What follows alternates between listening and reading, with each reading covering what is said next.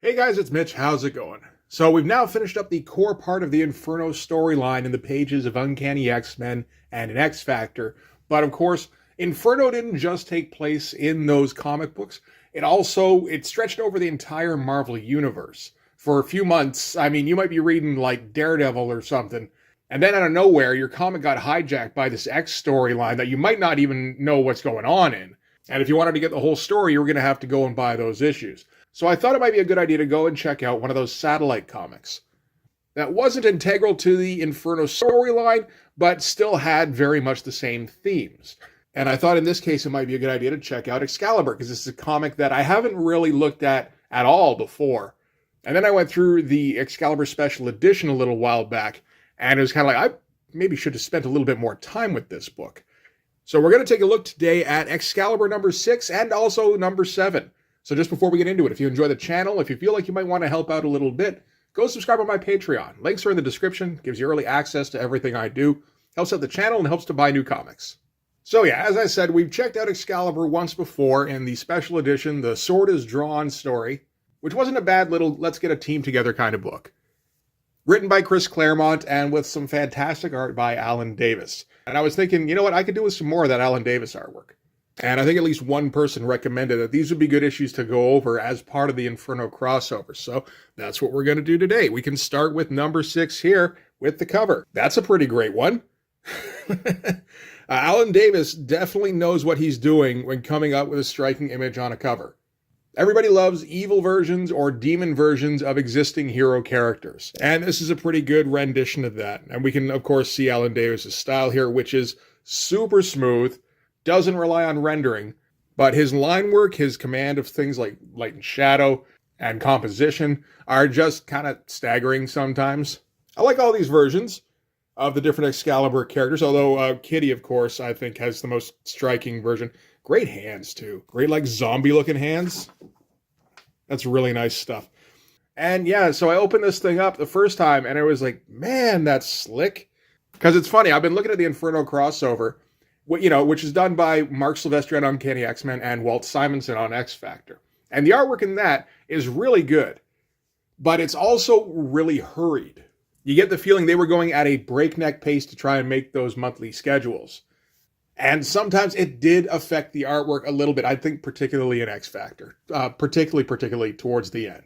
Alan Davis on Excalibur, I have no idea what kind of like speed he can draw with, what kind of schedule he's maintaining, but his artwork always comes out looking like beyond finished. There's never any indication to me that Alan Davis is in a rush when he's drawing a page. He doesn't go nuts on detail most of the time, but everything on all of his pages always looks very considered, and it doesn't feel like he's forcing anything at any given point. So, for instance, here we start out with Phoenix. She's staying at Excalibur's Lighthouse. This is their headquarters. And, it's the middle of the night, so she's having a dream. And since she's at least partially telepathic, she's picking up on all the nonsense that's going on over in Manhattan, particularly when it comes to her extended family. So we're talking, in this instance, Jean Grey, we're talking Madeline Pryor, and, of course, we're talking about Baby Cable. And we got all of Alan Davis's renditions of those characters here, as well as Nastir. That took me a second. It's like, man, I've always seen Nastir drawn really hastily. It's weird to see him coming out looking really like a slightly more cartoonified version, because that's part of Alan Davis's deal. And yeah, so she's having a nightmare about these elements, and of course this wakes her up and triggers her Phoenix powers big time. Big old flash of light, big old Phoenix effect. And she goes busting out of the lighthouse, wakes everybody up, of course, because she goes through everybody's floor of the lighthouse. I guess she sleeps, on the ground floor or close to. And she goes flying off towards Manhattan. And that is a wild spread to start things off with. And I mean, I can imagine how Walt or Mark Silvestri would have done a splash like this with some very, rushed, kind of jagged energy signature stuff going on here, but that's not really Alan Davis's style. He's going to go pretty hard on making this look interesting, making all this like blast stuff look like feathers and turning it into more of a complete composition, I think. The cast on this is pretty great. We got Chris Claremont writing, Alan Davis penciling, Paul Neary inking. We got Glynis Oliver doing the colors and Tom Orzechowski doing the letters. That is some ex-royalty right there. I'm going to try not to take too long on this particular, on any particular page on this. I was going to say, like, nobody wants to see a 45-minute Excalibur video, which isn't probably completely correct. I'm sure there's like 3 people who would be down with seeing a 45-minute Excalibur video, but we'll try and keep it a bit more manageable. So in the wake of Rachel just burning out of the place, all of Excalibur kind of get together. They're still kind of trying to wake up and figure out what exactly happened. And, they first check in to make sure everybody's okay. Nightcrawler's fine, Megan's fine, Captain Britain's fine. They get down to Shadowcat, who has somehow been transmogrified so that she's wearing her some baby clothes. And the deal is apparently that since Rachel, Phoenix, is telekinetic, she rearranged the molecules in Shadowcat's clothes, and it kind of reflected what she was thinking about, which in this case was Nathan Summers. That's a hilarious looking shot with Shadowcat stuck in the baby clothes.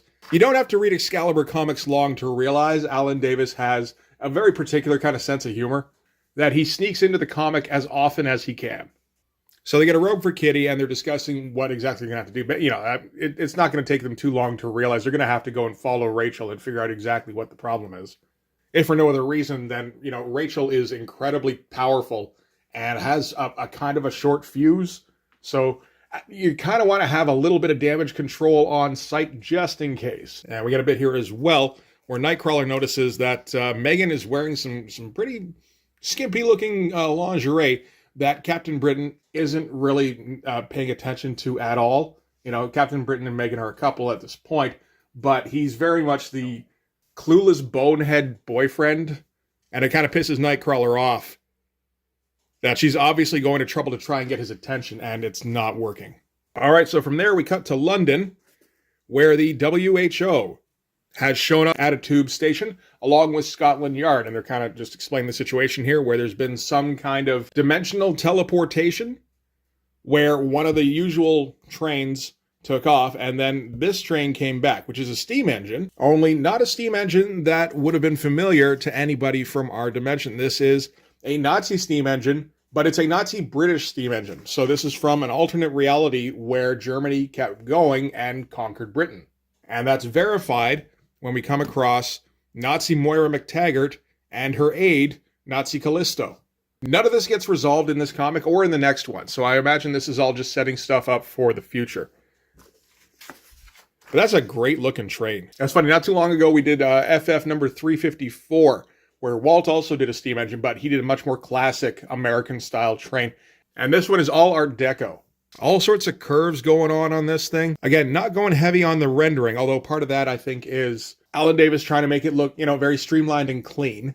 Any detail in here is all in the wheels and the housings, all that kind of stuff. And yeah, that thing looks just fucking great. So yeah, just a little sidestep here that doesn't have any further effect on the comic. I think we're leaving some breadcrumbs for later on, which is a Chris Claremont classic, of course. So we cut back to Phoenix, rocketing across the globe, flying from London to Manhattan, and landing at the epicenter, which is, of course, the Empire State Building, which has been growing. It's all part of Nestier's plan to challenge heaven's omnipotence. And it's nice to get a proper sense of scale with the Empire, how the Empire State Building's growing in this. I feel like we didn't get a ton of that in the X Factor and Uncanny X-Men issues. Like, we'd see glimpses of it every once in a while, but you didn't see it too clearly a lot of the time. We're going to get more of it, too. Phoenix lands down at the top of the Empire State Building, which is, of course, where Madeline Pryor has taken as her throne room, essentially, and yells out, "Mom, it's me," because, of course, Rachel Summers' mother was Jean Grey in the reality that she grew up in. And Madeline is a clone of Jean, so naturally she just conflates the two. And Madeline just kind of knocks her aside. I mean, which is another one of those kind of dehumanizing things for Madeline. Because, Madeline and Rachel knew each other at the very least. They're both in X-Men number 201 when Madeline shows up with the new baby. Rachel goes flying, gets grabbed by a few demons, and flung into the side of the Empire State Building, the surface of which, at least, if not the entire structure, is made up of Manhattanites who have been kind of transformed into half demon, half siding. And they kind of claim her as their own here. She sinks into the surface of the building. After that, we're going to cut back to the rest of Excalibur, and they're really going to be the focus of the story. We get some pretty funny stuff where they're trying to travel across the Atlantic Ocean, but of course, they don't have a Blackbird. So they have to make do with Captain Britain flying, carrying Nightcrawler, Megan flying, carrying Shadowcat, and they can't go too fast because, the wind would just tear them to pieces. So they're having to go at a pretty slow clip, and, like halfway across the Atlantic, Shadowcat asks if they can stop so that she can use a bathroom, because, they've been flying for frigging hours. Luckily, they find a tanker in the middle of the ocean. They're able to set down, and Kitty's able to use the disgusting facilities. Meanwhile, while they're waiting, Megan is feeling, just down on herself because Captain Britain isn't noticing her, but all the rest of the crew are, and they all think she's, friggin' gorgeous. So as what is it? She's like a empathic metamorph, something like that. So the way people see her tends to be how she, shapeshifts. So she kind of gets a bit of an instant glow up here. And then Nightcrawler steps in and pulls her away, and they're able to take off again once Shadowcat has finished up. And we get the creepy thing with Chris Claremont books where somebody thinks somebody else is hot and they say yum. Only it's a half dozen dirty crewmates all going yum, yum, yum as they look at Megan. It's just creepy as balls, man. Back to Phoenix, who's still stuck in the wall of the Empire State Building, and she's kind of caught up, and there's this kind of tranquilizing effect, I suppose, while she's stuck in the wall until she realizes that her hand is starting to morph into a demon hand, because that's what's been happening to everybody in Manhattan. So she has to try and break free, and naturally, at least, she's got more ability to break free than anybody else that's stuck to the building.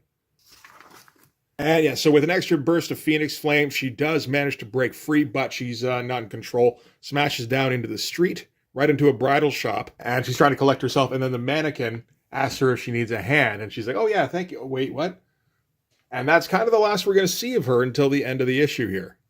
Cutting back to the rest of Excalibur, Nightcrawler is hitching a ride with Megan now, because he kind of, got her to storm off, essentially, when Captain Britain wasn't noticing her at all on the ship. And get an interesting bit here where they're just kind of having a chat at high velocity, but, I guess it's not that high a velocity. And as they're talking, Megan ends up kind of taking on his form, where she gets all blue. And so that's just an interesting little element. And then they get to Manhattan, and we see the scale of the Empire State Building, finally. Just towering above the rest of the city. That looks friggin' great. And Alan Davis indulges us with a little bit of cross-hatching for the clouds. That's nice. They start getting closer, and as they get closer to the Empire State Building, I guess since there's this whole thing with the Manhattanites getting taken over by the hell energy, the limbo energy, whatever it is. The whole Inferno crossover. And they start turning into demons or, twisted versions of themselves. And I guess as an empath, Megan is more susceptible to that than most people. So as soon as they come within range, she starts getting demonic and throws Nightcrawler down among the other demons and flies up to see Nastir. You can do some fun stuff with Megan, eh? I get the feeling that Alan Davis took advantage of that an awful lot, which is good. So yeah, she meets Nastir, who tells her his goal is to rule this paltry orb of the Earth. And he's like, do you want to help me? And she's like, yes, please. And Nastir's like, cool, it's gonna hurt.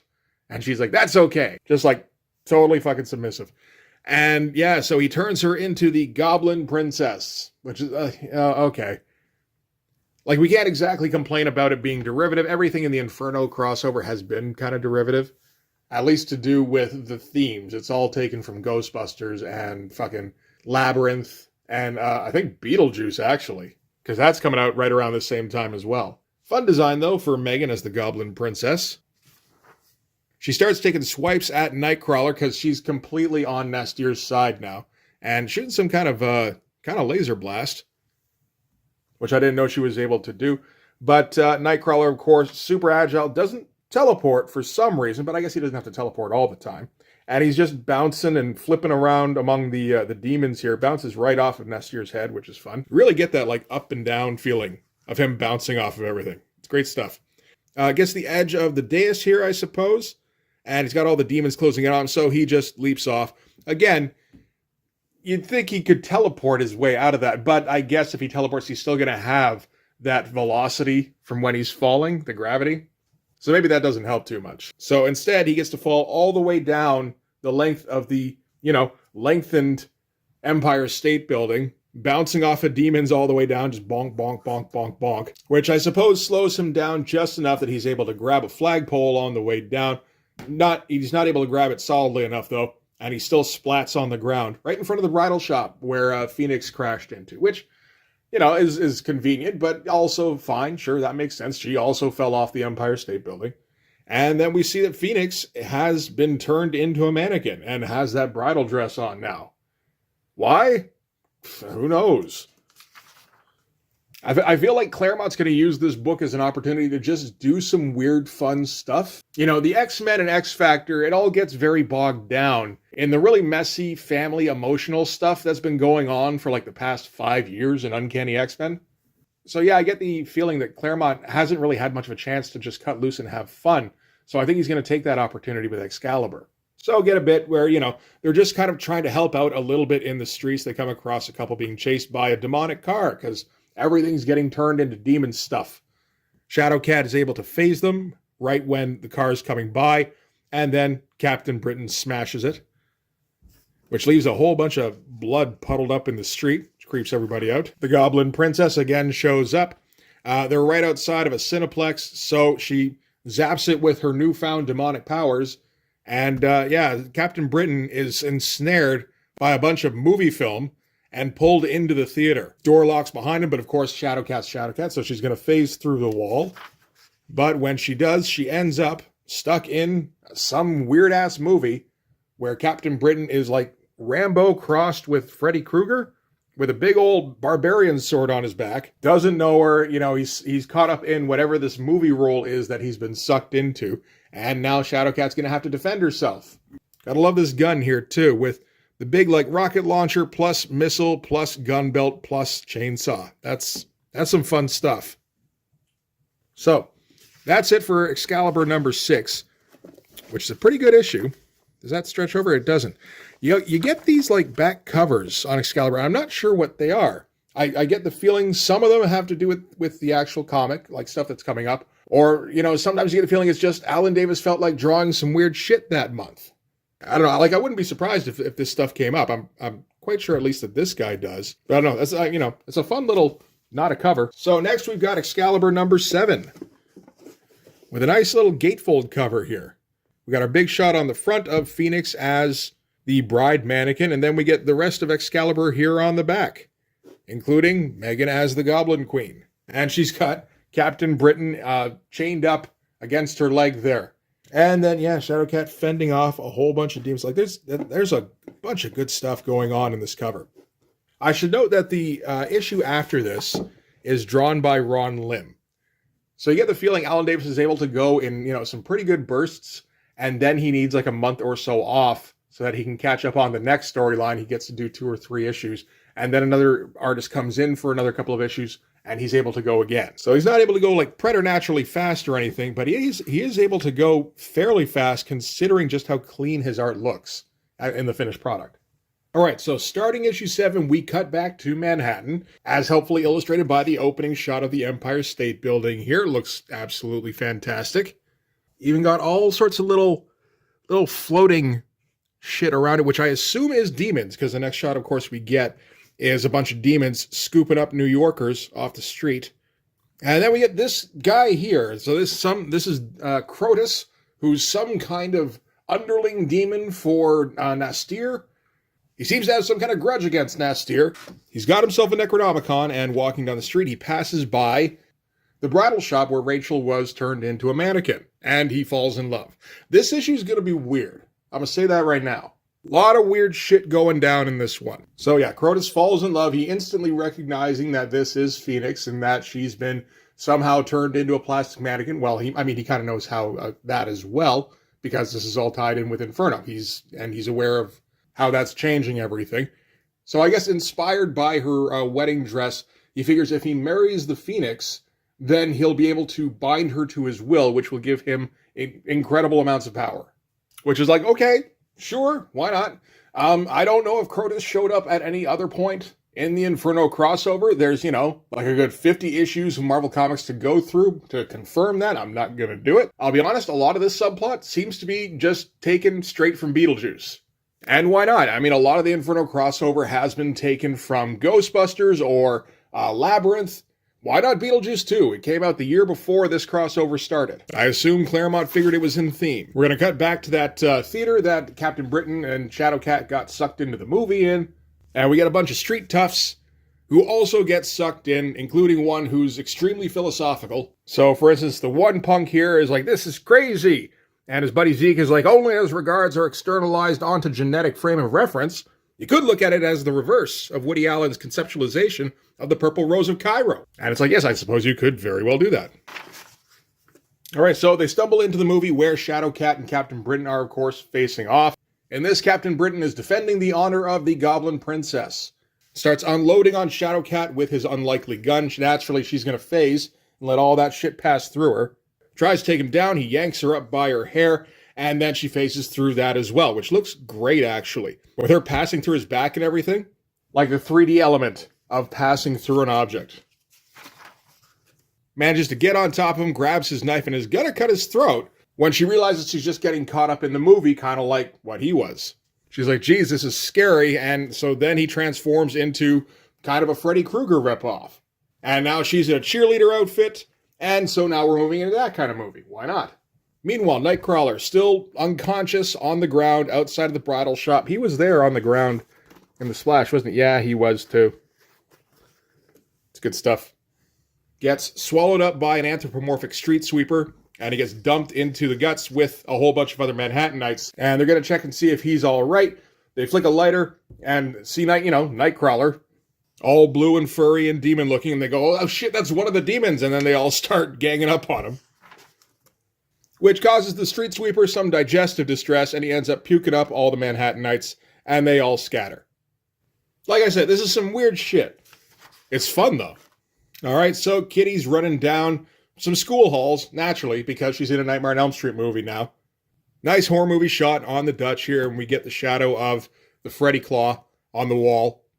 Weird bit when she's running by some lockers and hears somebody calling her name, opens it up, and it's Doug Ramsey inside. Not really sure what that had to do with anything, but it does slow her down long enough for Freddy Krueger Captain Britain to catch up to her, and he manages to take a slash out of her in a very Freddy kind of way where, stretches out the arm. That's straight out of Nightmare on Elm Street 1. And Shadowcat's weirded out because her natural state at this time is phased, so that should have gone right through her unless she was trying to be solid. And she's going to take off down the halls again.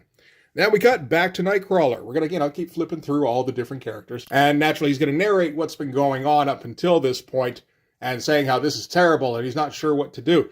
And then the gargoyle that he's leaning on for support kind of, joins in and offers not just physical support, but also emotional support. And they have a nice, polite little conversation before, Nightcrawler has to go back down and try and save somebody. Which, of course, ends with the gargoyle calling Nightcrawler cute, because everybody in a Chris Claremont comic thinks Nightcrawler is absolutely adorable. And not fucking weird looking. Nightcrawler's going to stop in a mall. He sees all sorts of mannequins attacking the shoppers there.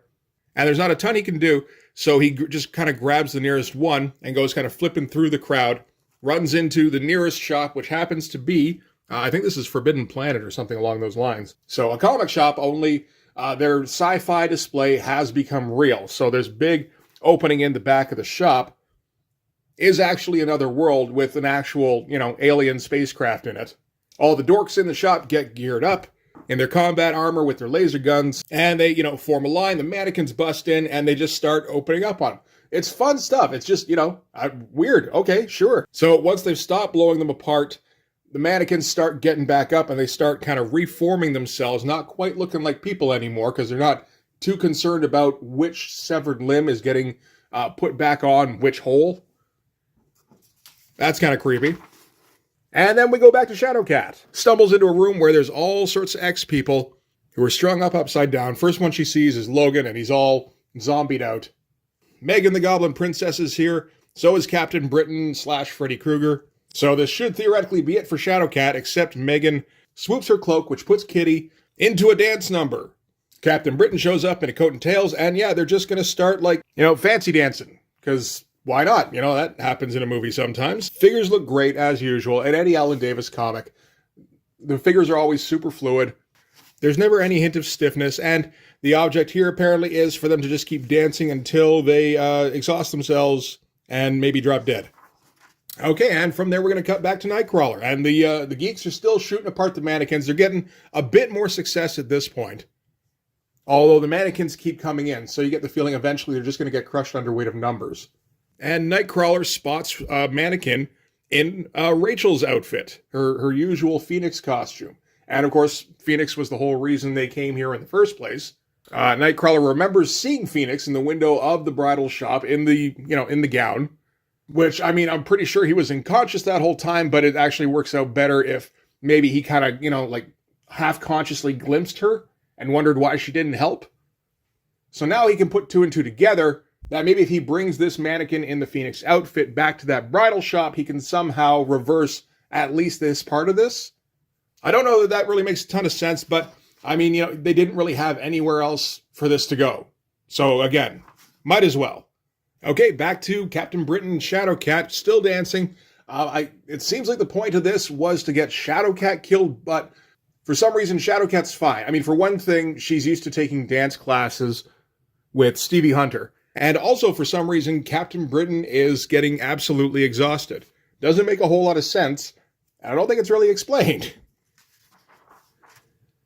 And then we're just going to leave that, because, yeah, that's what we're going to do.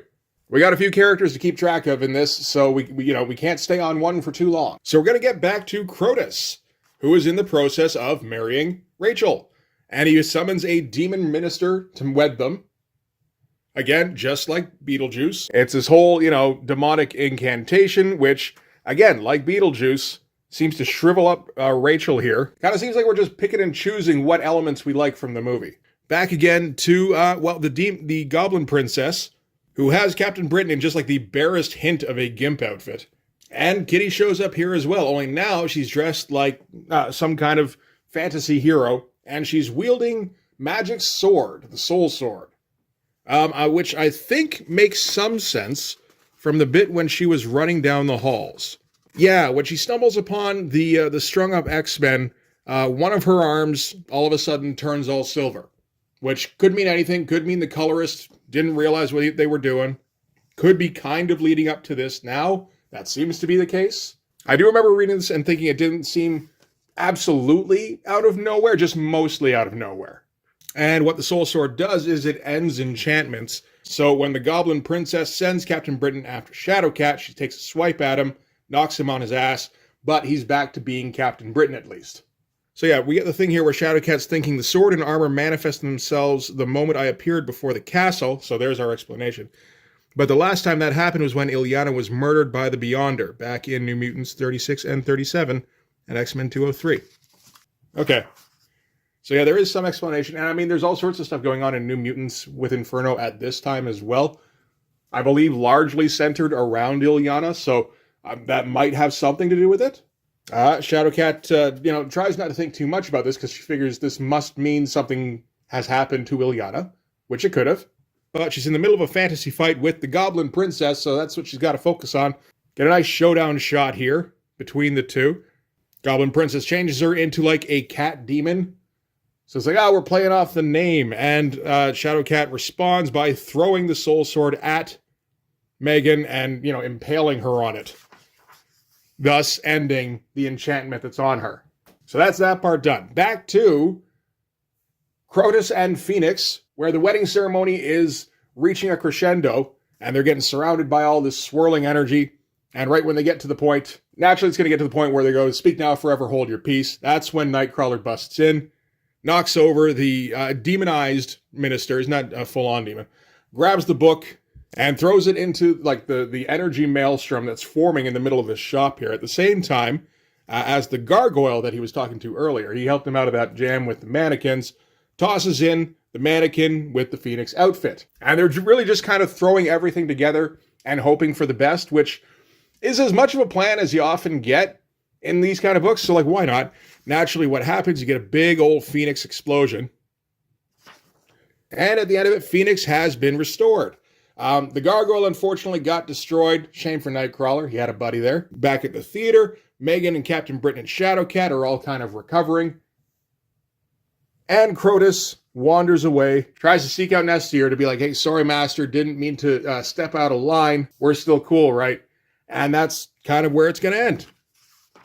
Didn't really have any like kind of effect on the Inferno crossover. Just kind of carried over the spooky themes as well as the themes of cribbing stuff from recent movies. But yeah, so that's Excalibur number 6 and 7. Yeah, I mean, you know, they're a little slight in terms of holdover effect, I suppose. Nothing here seems like it should be coming up in later issues other than that Nazi train we visited for a page or two. But, you know, it was some fun adventure stuff, and it all looks great. Again, nothing in this ever looked rushed. Always super polished. Didn't go nuts. I mean, this is 1989, and you got Mark Silvestri and Walt Simonson doing the main part of the story. We're not trying to follow those in terms of the intensity of things like page layouts. But everything is always going to look as though it belongs in 3D space. It's all extremely professional, extremely slick, and just kind of a good time, really. I know at some point, Alan Davis takes over the writing chores on this in addition to doing the penciling. And I get the impression that's kind of when the book goes a little crazy. So that might be something worth looking into at some point. But for this one anyway, that's going to do it. Thanks very much for watching. If you like this video, please hit like, hit subscribe, hit the notifications so you know when the next one's coming out. Go over and subscribe to my Patreon. Gives you early access to everything I do, from the Blood Force stuff to the YouTube videos before they get uploaded to YouTube, as well as some Patreon exclusive content. You can also follow me on Instagram and DM me there for commissions, and you can join the Blood Force Discord server. But yeah, that's going to do it. Thanks again for watching, guys. I'll see you in the next one. Bye-bye.